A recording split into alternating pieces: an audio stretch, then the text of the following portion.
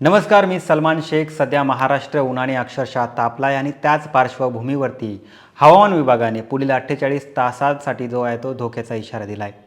आणि 17 एप्रिल हा दिवस या महिन्यातील सर्वात उष्ण दिवस असणार आहे. अर्ध्या महाराष्ट्रामध्ये उष्णतेची लाट येणार असून पुण्यामध्ये देखील तापमानाचा पारा वाढण्याची शक्यता आहे. मात्र 18 आणि 19 एप्रिलला काही ठिकाणी पावसाच्या सरी बरसणार असल्याने उकाड्यापासून थोडासा दिलासा मिळू शकतो. आता हवामान विभागाने नेमकं कोणत्या जिल्ह्यासाठी अलर्ट जारी केला आहे ते आपण समजून घेऊयात.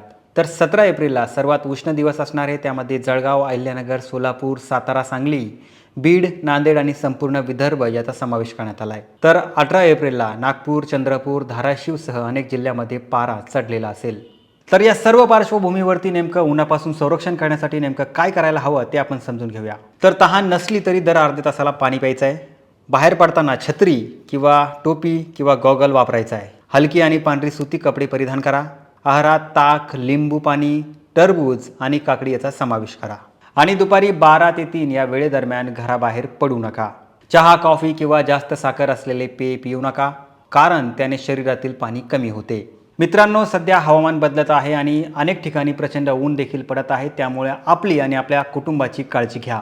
तुम्हाला ही माहिती कशी वाटली आम्हाला नक्की कळवा आणि जास्तीत जास्त लोकांपर्यंत हा व्हिडिओ नक्की शेअर करा आणि पाहत रहा ABP माझा.